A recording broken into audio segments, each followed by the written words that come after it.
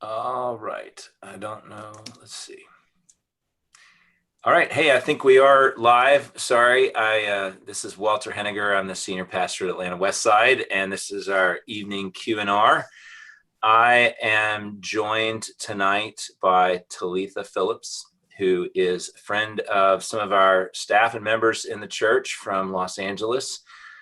Talitha is the CEO of Claris Health. She's been in that position for the last 19 years in the Los Angeles area.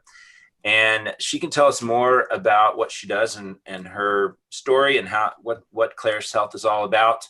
But it relates to the subject of the sermon this morning, which was sanctity of life issues, abortion, and so forth. The one thing I want to say as a preparation, so a lot of questions came in this morning related to the question of abortion and politics. And I like to remind you all that I'm a pastor and that I'm not an expert on these things, trying to learn as much as I can. But likewise, Talitha is not a member of our church, so she doesn't have to speak any authoritative word. We want to give her the freedom to just speak from her area of expertise as a believer and as somebody operating in this space. So Talitha, welcome. I'm going to turn it over to you for the first few minutes. If you could just introduce yourself, tell us about what Claris does, and then we'll start diving into some of these questions. Thank you. It's so good to be with you guys tonight. And yes, I am the CEO of an organization called Claris Health, and we primarily work with women who think they might be pregnant, and we're there sort of before, during, and after an unintended pregnancy. Not just for women, but also for their entire families. And we've realized that while a lot of these issues are sort of under the umbrella of women's health, all of the decisions that women make affect those that they're in relationship with. And so feeling that burden to create programs and systems. So we do medical services, we have counseling, therapy, parenting classes, prenatal care. And we're there for the first 5 years of their child's life. Those who choose adoption, we walk through that road with them too, understanding that these are really difficult decisions. And then for women who choose to have an abortion, we have an entire sort of after abortion care program. And my story, the short version, is I first learned about Claris when I was a college student. I had had an abortion. I grew up in the church. I was a missionary kid. And when I was 19, found out that I was pregnant.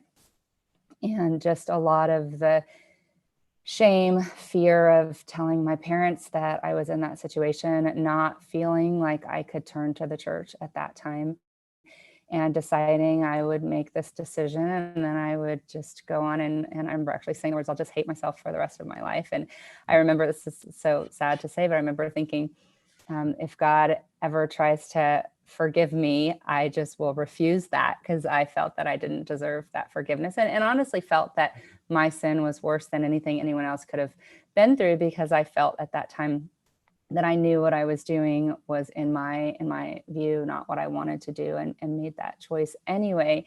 And so flash forward a couple of years later, I learned about this, at the time, little organization that had this post-abortion support group. And I tried to run from making that call, and the Holy Spirit sort of led me there. And it became this incredible place of healing for me and helped me really realize I wasn't alone. And, I made that decision, but I look back, and had I had a support system and had I had a different set of circumstances, I may not have made that choice. And there's a lot of other women who I knew were like me, whether they were sort of in that decision-making moment or whether they had already had an abortion in their past, and they too may have felt that they were alone. And so it's become, God has really turned sort of the thing I thought I hated the most about myself into this catalyst for helping others. And so that's why I'm here.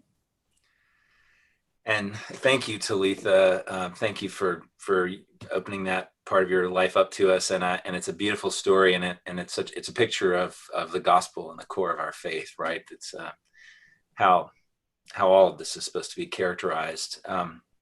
We've got some questions from this morning that we didn't talk yet about politics, but one of the questions I think we started to respond to but we didn't really flesh out as much was sort of, what are some ways to get involved in ministries in Atlanta that would be doing this sort of hands-on, compassionate gospel work with women in situations like this. And Talitha, you mentioned a friend of yours that runs a ministry called A Beacon of Hope, which has, I think, locations up in Johns Creek and also in Decatur. And I wondered if you could tell us what you know about that particular ministry, by the way. It may not be terribly extensive, but then maybe tell us what it's like, even just from your experience at Claris, like for people in the body of Christ to get involved in donating their time and their money and engaging their lives with the work of Claris. Definitely. So Tally is the director of A Beacon of Hope, and their clinics are called I believe they're called Women's Clinics of Atlanta. And they're a wonderful organization that does some of the same things and is just there for women and families in these difficult situations, offering medical care, support, practical resources. And so I would encourage you all to check them out. I know they have volunteer opportunities. I know they're always even just employment opportunities, always looking especially for medical providers and others to come along. But I think for all of us, I mean, one of the things is these are tough decisions and tough conversations. And a lot of times we have a lot of opinions. And I know that getting involved in, our organization, we have about 20 people on staff, and then we have about 100 or so different people that volunteer throughout the year. And I've had so many conversations with volunteers that have said, I thought I believed this or thought this, and then I sat in front of a woman, and then all of a sudden I had questions I had never thought of, or I got involved and I didn't realize how many men come in here. I didn't realize how many women come in with partners. I didn't realize how many women come in here and have other children, and just sort of thinking through some of the complexities of these situations. And you will meet people that are just like you, and you will meet people that are nothing like you.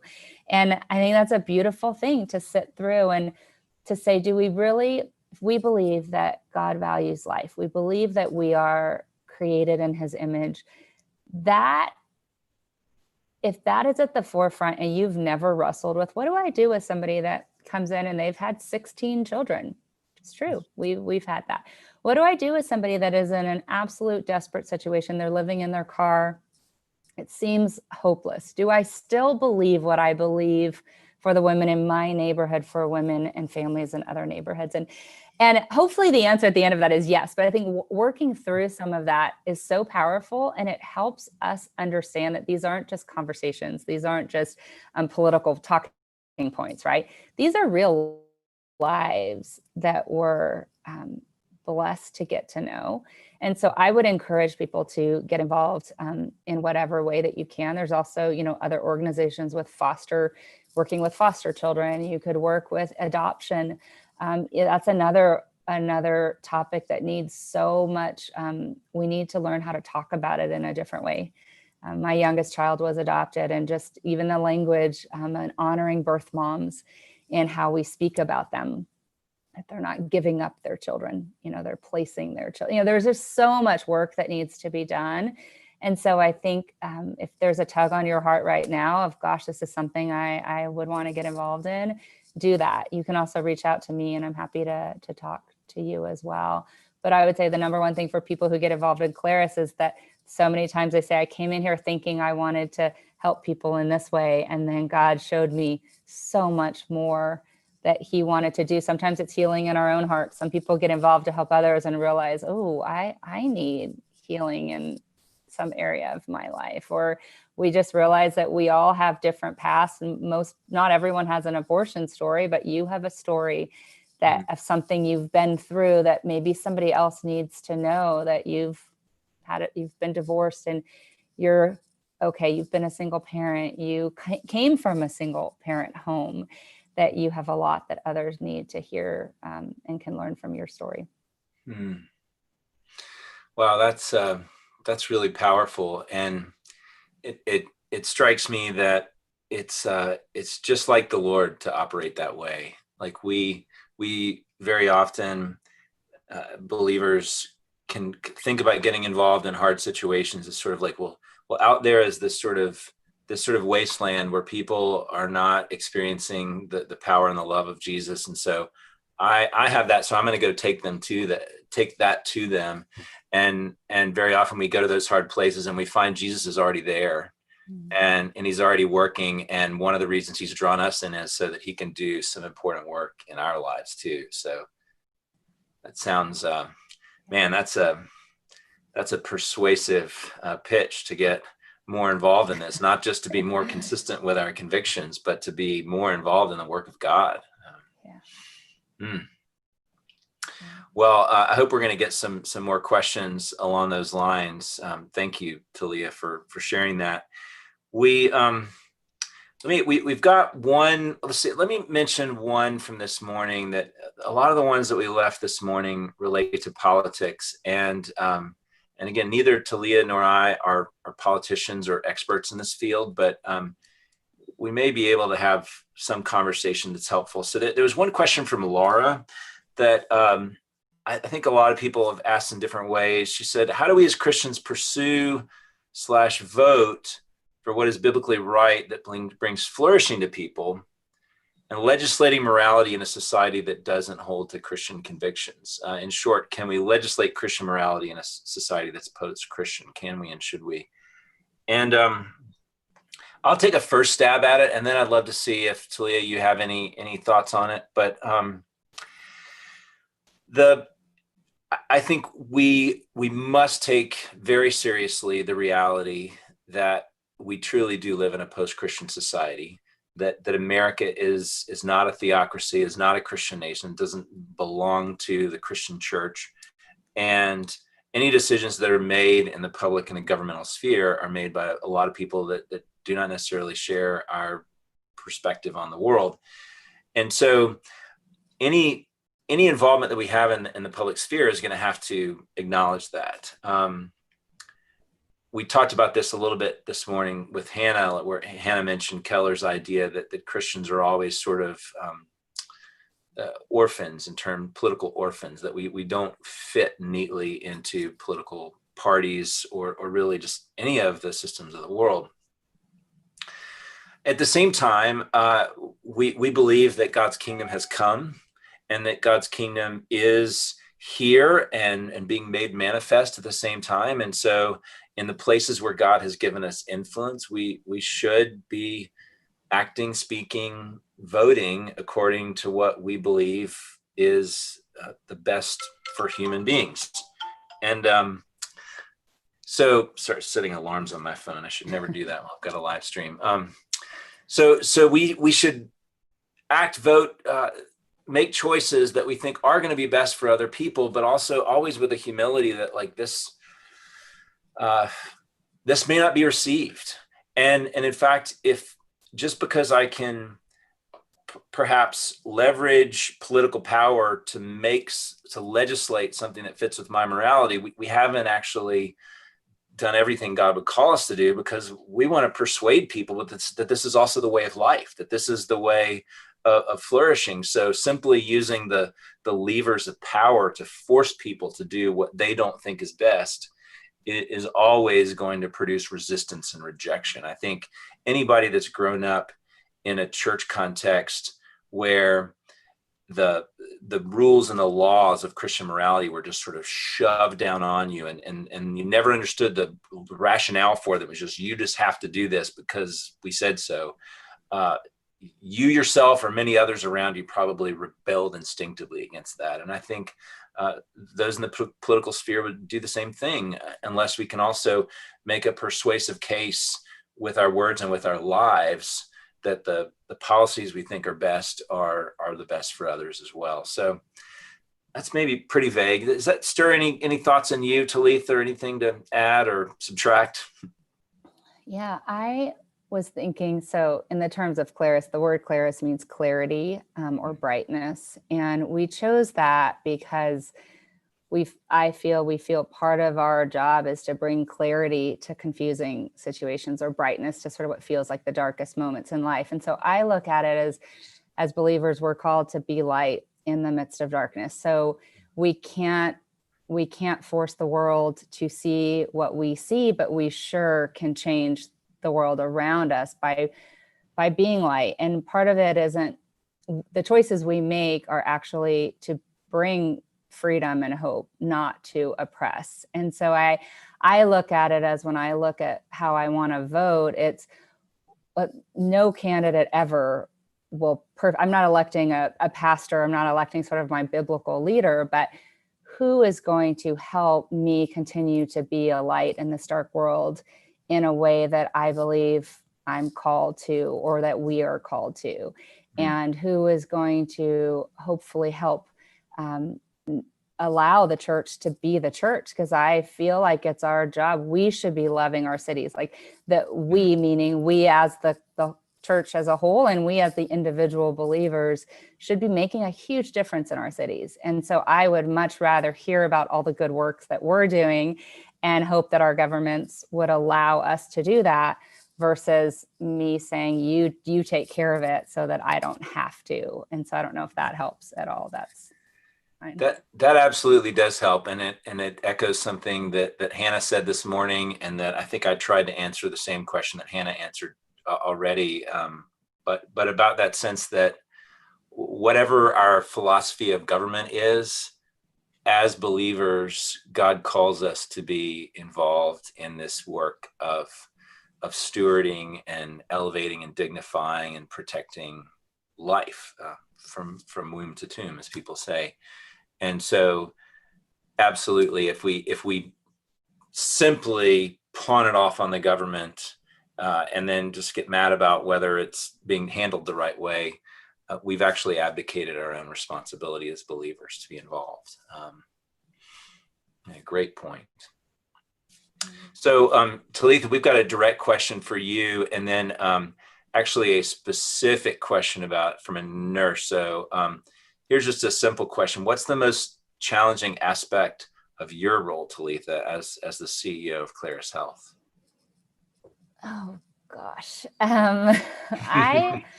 I think, so I've been there a really long time, more than 19 years. And I would say one of the challenges is also one of the things I love the most, and that is that we don't fit in a box. So Claris we're a community-based organization. We are motivated. Our leaders are Christians, and when that motivates the work we do. But our support base is not one political party. It's not one denomination. So, we have Jewish individuals who support us. We have Christians. We have this group of people because we believe that if you share the work that you do and the difference you're making, it should allow us all to come together. And whether you're pro-life, or if you would say, well, I'm pro-choice, if you're pro-choice, you believe in giving women a choice, and that means you need to be there for them regardless of the choice that they make. And so that has allowed us to sort of open this opportunity to have a lot of people support. The challenge is that no matter what, this is not a politically correct cause. It is not a cause that generates support. Somebody always decides who we are before we get to tell them who we are. Mm-hmm. And so sometimes it's just constantly either operating in, damage control or not getting support from our local or state governments. We're in California, which in many ways is sort of a hostile territory.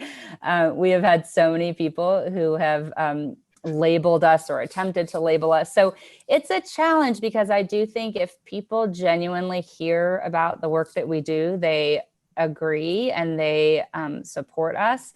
But not everyone gets to genuinely hear, because they will label us, whether it's, oh, those people, they're anti-abortion, or, oh, those people, they're not pro-life enough, or, oh, and so we've been called, all sides have criticized us. And so one of the challenges is just to be confident in who we are, be confident that we don't have to be anybody else, and that we don't have to change our story to try to get funding or appease a certain group, and just to sort of be who we are, and just to trust that that we're making a difference, and that it's more about the lives that we're serving and a whole lot less about the lives that are supporting.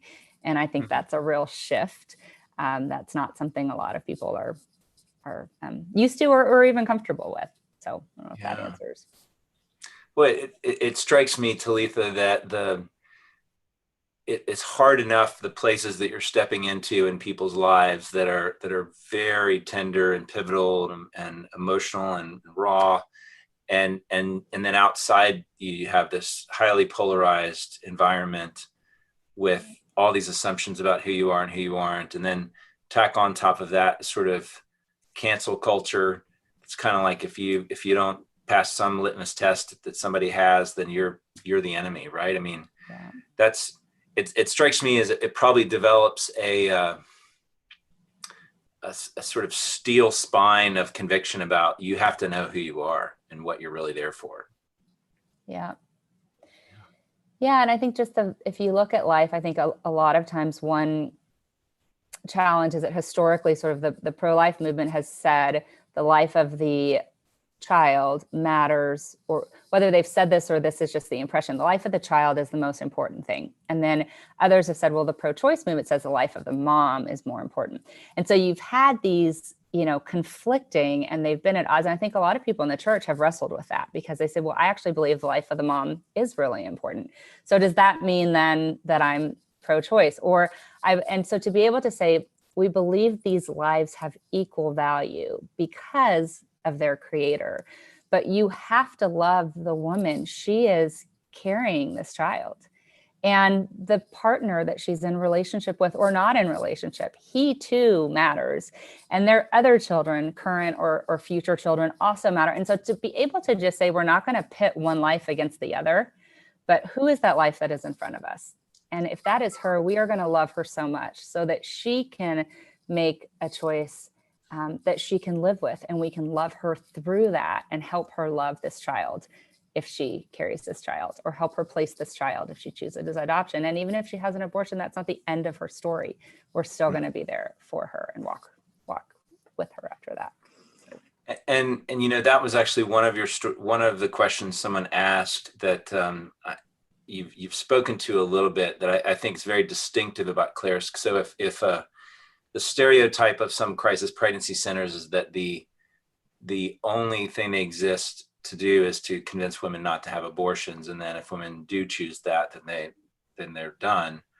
But you all walk alongside them. And somebody asked this question: how do you counsel, coach, love women who decide to go through with an abortion? Maybe a way to make that question more specific is what are some of the specific needs that you see among women that have made that choice that need to be cared for?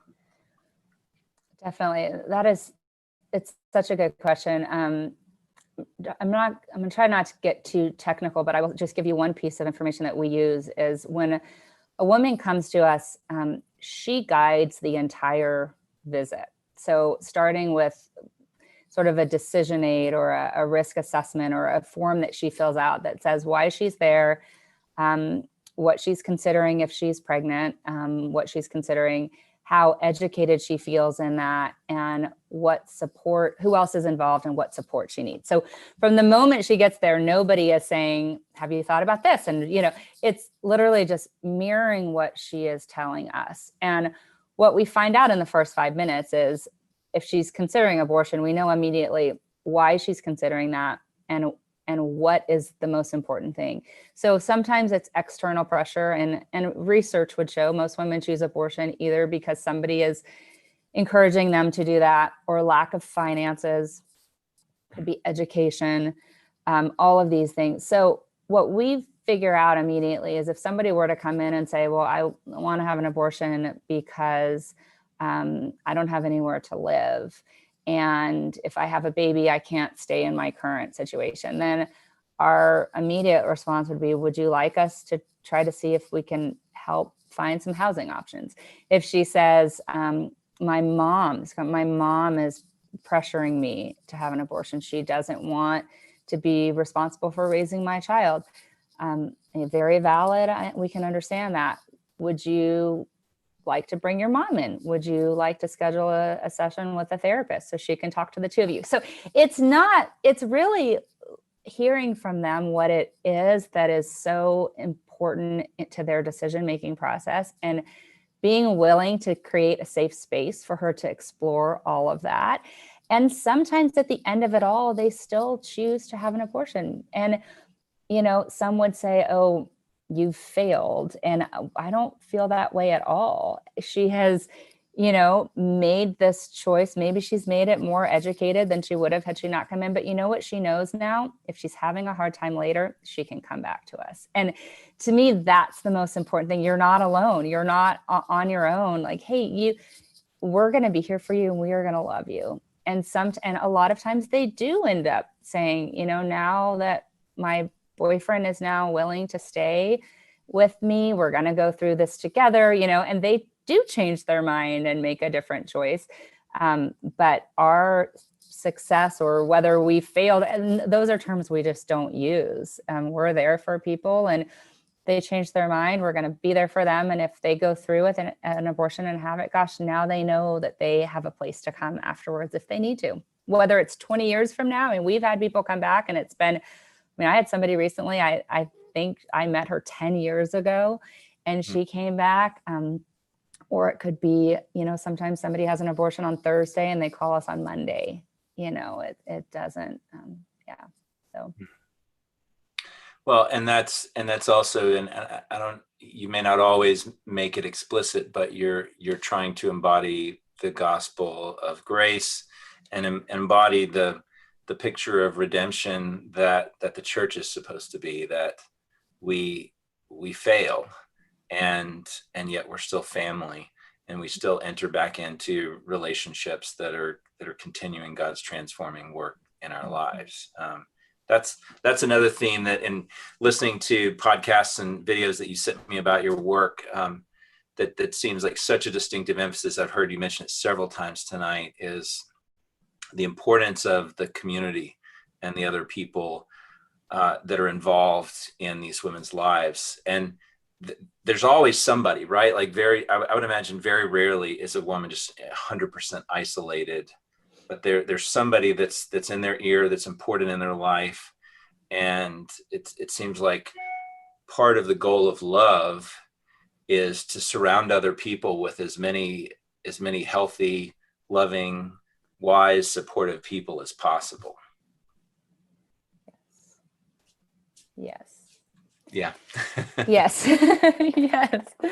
I mean, one of the things I remember feeling myself is just trapped, feeling really trapped. And I think you can feel trapped in community, and you can feel trapped in isolation. And we need to help people overcome that feeling, because when you feel trapped, you often make decisions that you later regret. And if the truth is, and I've shared this with a lot of people, we can't erase the pregnancy. So whether she has a miscarriage, whether she parents, it doesn't erase that moment and that pregnancy. And I think for us to assume that there's an easy choice, that, or even to say things like, well, if you just have the baby, everything will be fine. Well, if you have a baby, you have to raise that child. And anyone who's raised a baby knows, like 3 o'clock in the morning, it's you and that baby, right? We're not going to help raise your child. And so I think understanding that, these are big decisions. This will change your life.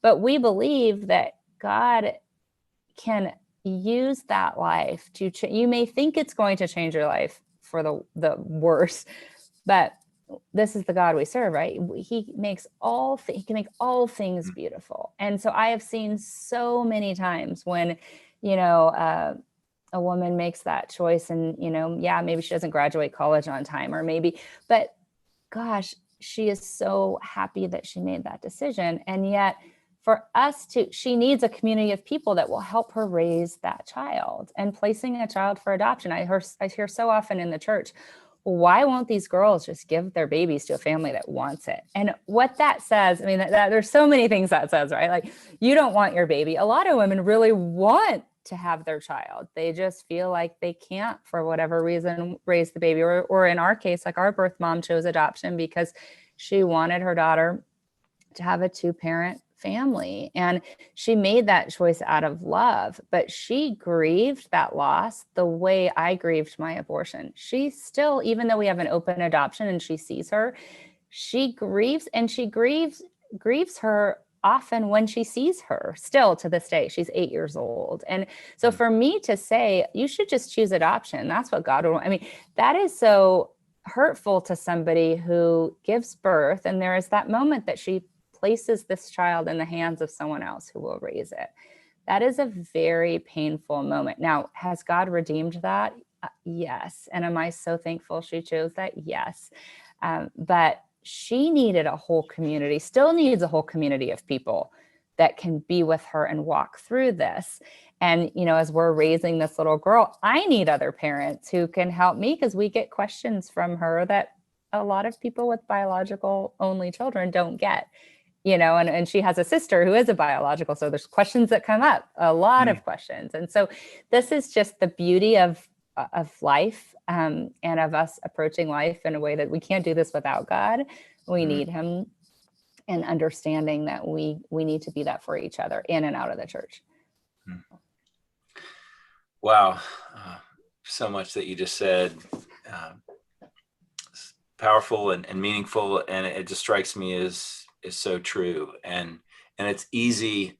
It's so easy for us in the church, for preachers to just treat these as simple, straightforward issues. Like if you get pregnant, you just adopt. And so just the little that you've shared right there adds so much nuance to the challenge of that choice and the beauty of that choice as well. Thank you. One related question. I'll see if I can summarize it. This is from Rose. She's talking about it being our church has primarily 2-parent families with healthy support systems and comfortable economic status. So how do we have this conversation and vote in relation to these issues in a way that doesn't reflect a perspective of privilege, but shows compassion and understanding of the needs of women who don't enjoy those privileges we do? I've got an idea, but I want to let Talia take a first stab at that. Oh gosh. You know, I think I want to take a little bit away from, again, when you vote, there's this, are we voting so that the government creates, so I'm assuming one of the thoughts in here is like, let's just say welfare. You know, we're a lot of, I'm assuming this is, you know, we're 2-parent homes who have jobs and have, you know, our finances are okay. And then how do we vote for families who don't have that? And I think sometimes we see our vote as like an either or, right? Like I'm voting for an entirely government-run system, or I'm voting for an entirely private system. And I think there's danger in that. And so, and just knowing that just voting somebody in or out isn't going to abolish a system. And I think we would all agree, and I think the church maybe needs to be a little more vocal, that some of these systems are in place and they're necessary. There are families who face hard times and they need government assistance. And I think that that's not a bad thing.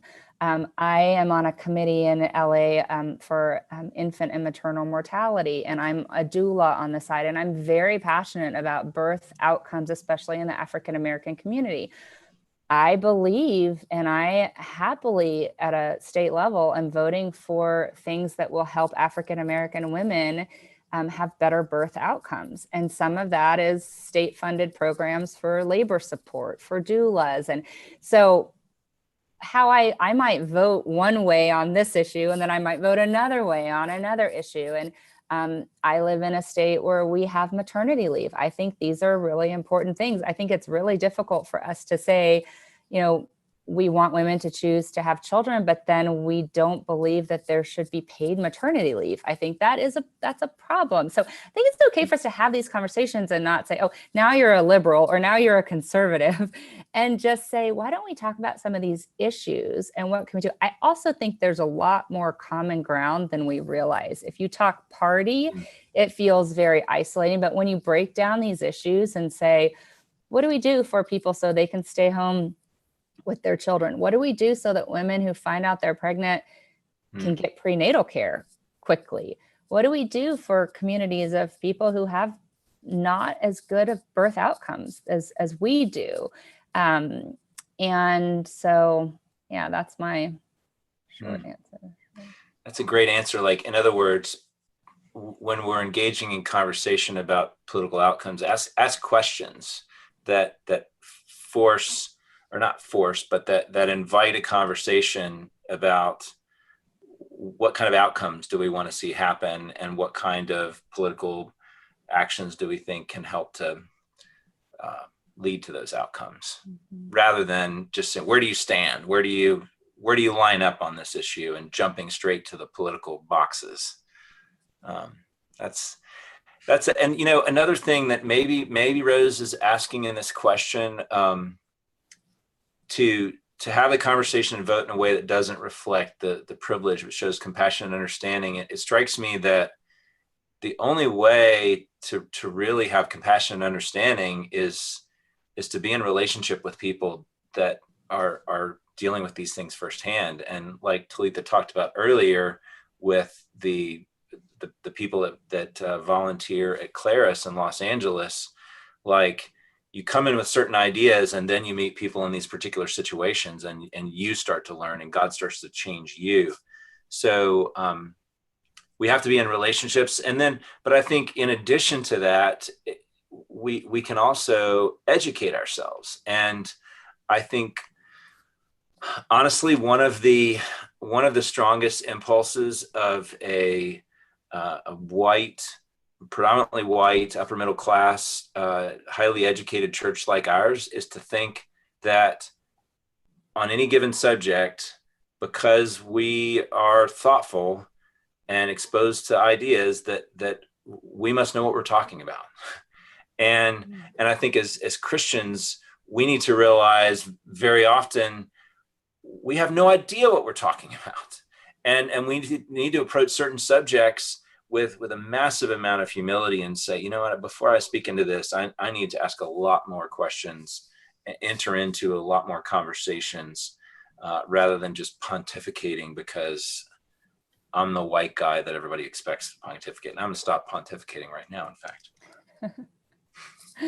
I had one thought as you were talking, just a little example of why sometimes these discussions are so hard if they even go towards the government and not just on us. So when the pandemic hit, and immediately we discovered, okay, there's going to be people who food will be very difficult for them. Essentials like diapers, wipes, formula is going to be really tough.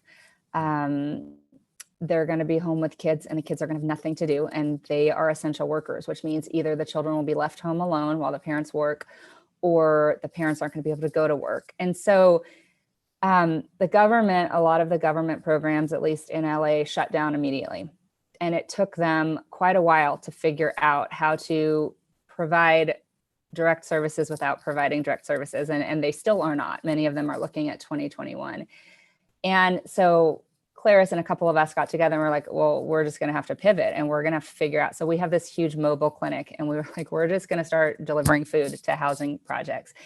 And so the Dream Center, and there's all these other organizations, we immediately became food distributions, and we became diapers and wipes. And we called everyone we knew and said, are you willing to donate? We're going to do this. And I watched people come together across all political aisles and across and we just became what low-income housing and the homeless populations and what people needed. And I think, had we sat back and said, well, what is the government's role here? Nothing would have happened, right? The government's just now trying to figure out, at least in California, what the heck they're going to do. And so I think this is an example of, yes, we should be asking those questions, but we also should just say, where can I help today? Where and how can I help? Because regardless of how you vote and whether you believe in big or small government, you still have a big role. And you can, and if you've been blessed financially, and if you're in a church that is financially blessed, there are ways to give, but I would encourage you, don't just give, and if you have children, get your children out. I mean, we have, my kids are helping hand out food, and we are holding babies, and they're giving diapers, because I want my kids to know that just because you've been home and you're bored, there's a lot of other people that are home, but they're not bored. They're struggling, and they're really, and so I think that's an important thing for your families to see. And I know Atlanta's huge, and there's parts of Atlanta that are hurting. And so finding ways that you can expose your family to the hurt that's in your city is going to be critical. Well, and what a profound blessing we have that one of our very own deacons, Latanya Boston, has created Paw Kids, and so many of our members are deeply involved in the leadership and in volunteering there. And Paw Kids has done something very similar in terms of pivoting to food distribution in the last few months, because all these children were out of range of the buses that were going to bring the school lunches to the kids, and all these seniors in the neighborhood. And just recently, I think the finishing touches are being put on Claudia's house, this building that they've been able to purchase in the last few weeks and renovate. And it's going to be a center for the community to be fed and encouraged. And so, I mean, nobody at Atlanta Westside should be totally lost on how we might be able to move toward this, because Latanya is waiting for us to come down and do anything we can to help. Love it. Let's see. Okay, we've got actually, there was a question earlier I didn't want to forget, and Talitha, you might have this is one of the nurses in our church had a really, what strikes me as a really complex ethical question. As a healthcare provider, is it sinful to administer medication that will result in a medical termination of a pregnancy? And so nurses, I guess, are sometimes asked to take care of women undergoing medical abortions in the hospital. There's this gray area of holding your convictions, but also desiring to provide a loving and compassionate environment to a woman on one of the worst days of her life, and not shaming her. And so it strikes me as it's simultaneously a really challenging ethical decision, as well as a very personal decision about how do you incarnate love in the moment. And I'll be honest, I don't have a simple answer on that. Talitha, do you have any thoughts on that? I'm sure you've been close to situations like that. Yeah, and I'm wondering if this is talking about so medication that result in the termination. So it could mean RU 486, or what they now call the medical abortion, which is a set of pills that you can take instead of going through a surgical abortion. It could be about that, or I don't know if it's just starting, if somebody's having an abortion procedure and you're, getting them started. So I have worked with a lot of medical professionals. I think earlier this morning, you guys got a question about birth control. Same thing. Some, medical providers have issues prescribing birth control because of what they believe it might do. Same with medical abortion, with prescribing that.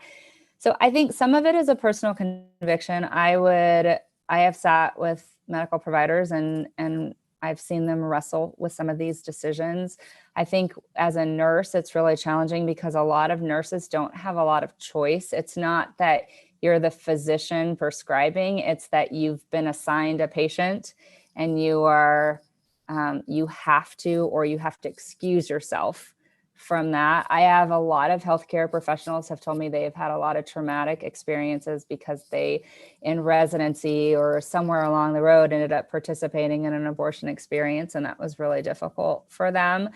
So I don't know what your circumstance is, whether you're the one prescribing or whether you're called to love. I think it's beautiful what she writes, where she says, on a woman's potentially worst day, and to be there. I think there is an opportunity to be Jesus to somebody in that moment. I think being there and just your presence of loving her instead of making it a clinical procedure speaks volumes. I can tell you, I've had a lot of people share that, but I also think it's something you would just have to pray about your conviction. I think if there's a check in your sort of heart about whether or not, then maybe God's saying you shouldn't be a part of that. I think these are just very personal, tough things that you wrestle with. I know, like, we have our OBGYN there on staff, our medical director. There are certain things she will do, and she's a maternal fetal medicine specialist, so she's a perinatologist, so she sees a lot of very adverse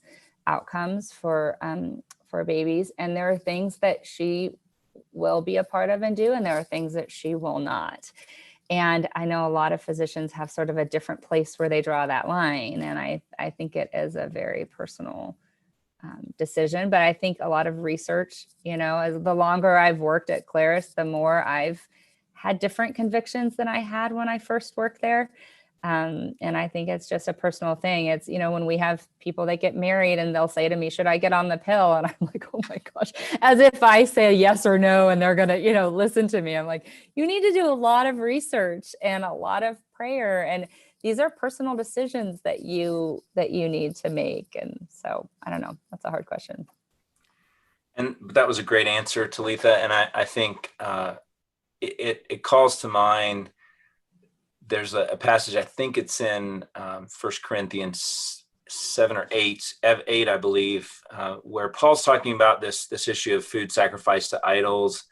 And I believe it's the part where he kind of ends it, where he says, anything not from faith is sin. And there's a line that each one should be convinced in his own mind. And there's some acknowledgement in the scriptures of the importance of the individual conscience and acting in alignment with our individual conscience before the Lord. And so I think that's part of what you seem to be saying, that it's a complex issue, and there are various ways to go about it. But at the end of the day, you have to make that decision personally before the Lord.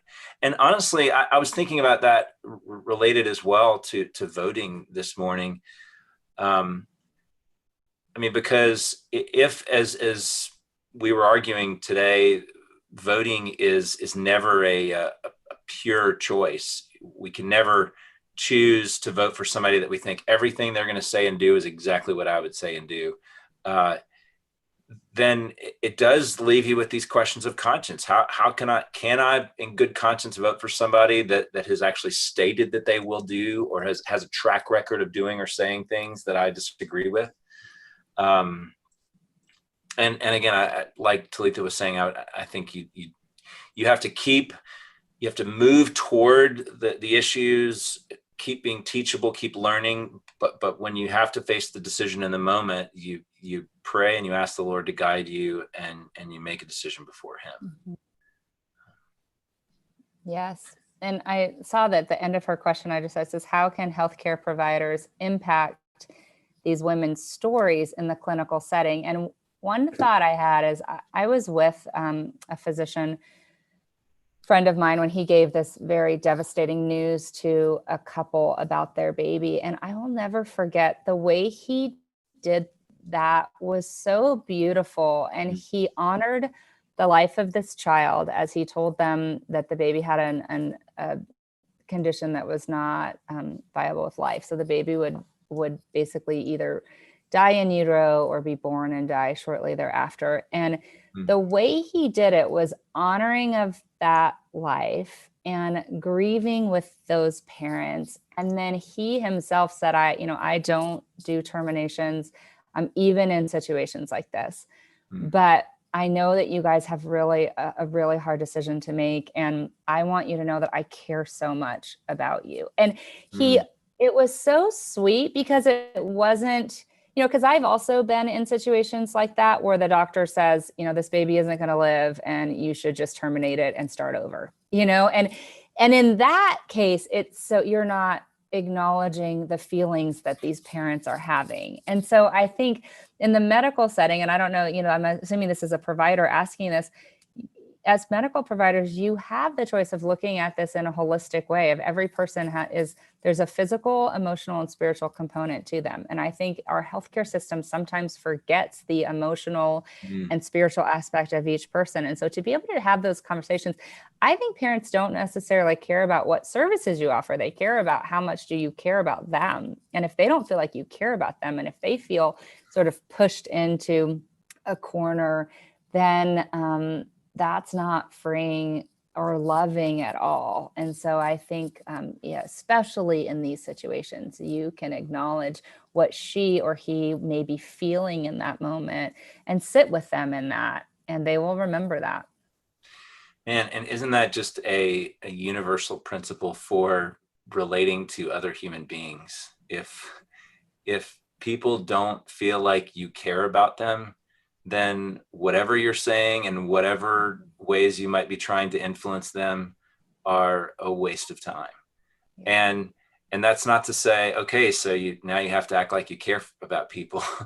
But as believers, like, we need to believe the gospel and receive the love of God for us enough to ultimately truly believe that God cares for other people. And when we do that, it flows out of us in all those little subtle ways that you can't turn into a methodology or a checklist. One other question that came up, Talitha, that I keep pushing these to you because you've got so much more wisdom than I do on this subject. But Jeff had a great question here,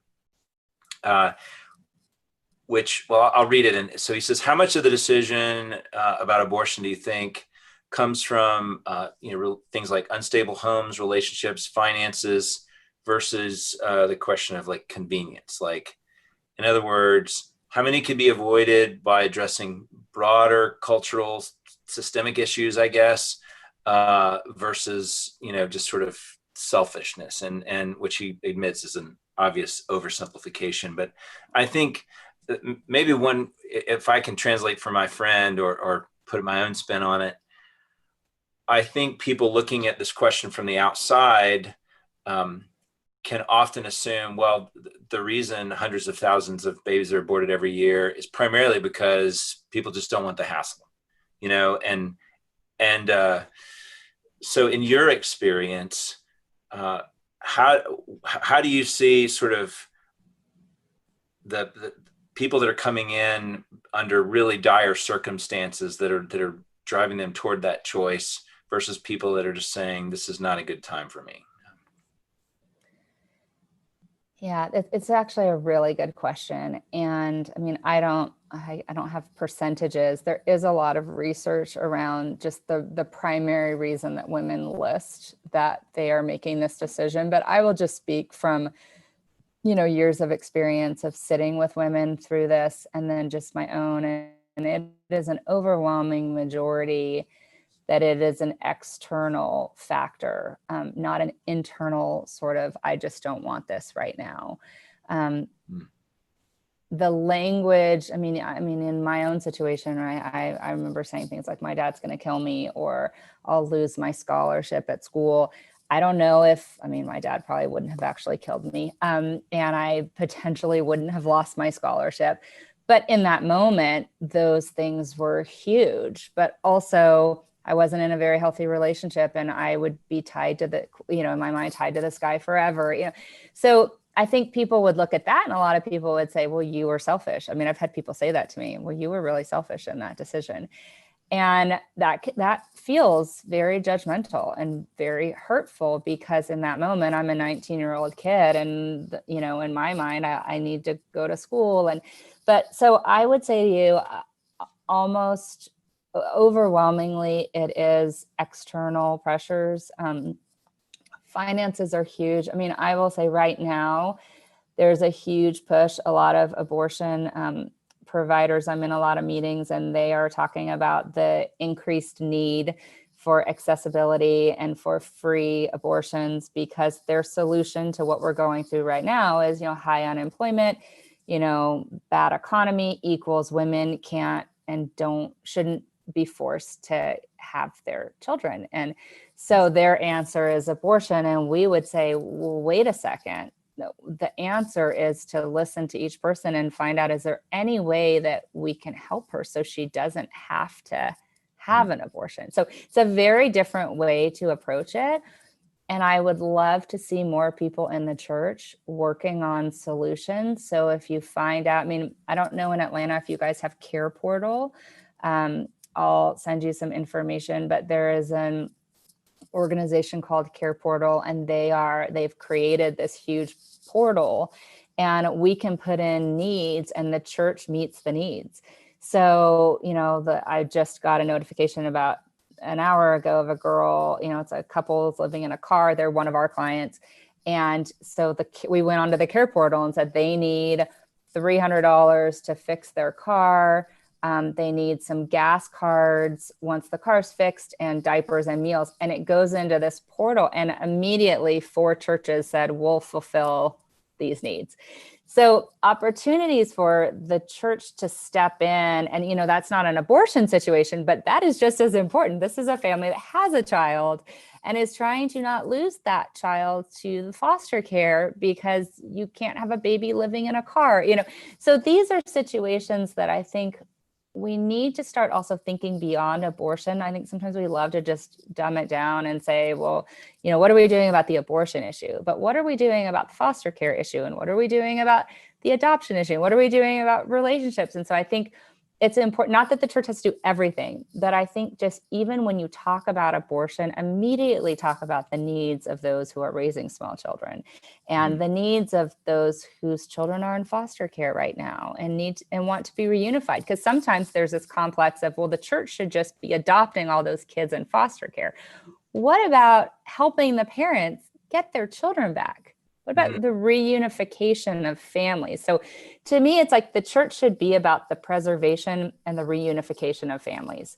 So you can talk about from conception, we want to preserve the family, to the reunification in situations where it may be the dad is not around, or it may be the child is in foster care. And so I think those are important conversations to have. And I love that question. And I would say to you, it is very rare. And even if somebody said, I just don't want to have a baby right now, I just don't want to do it, I would bet if we peeled all the layers, there is some deep, either she doesn't feel worthy, or she doesn't feel confident, or somebody has told her in her life that she can't do this.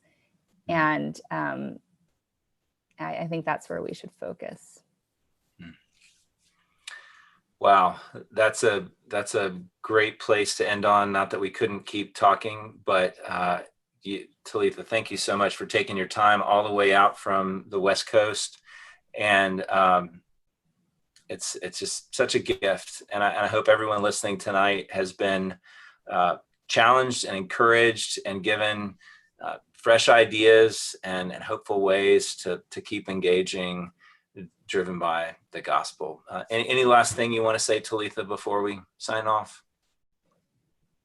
No, just thank you. I'm just so glad you guys are having these conversations, and I'm here if you have any questions or need anything. I'm easy to find with the name Talitha. You can find me pretty easily. I feel pretty confident this is not the last time we are going to pull your sleeve. So thank you. Good night, everyone. Good night.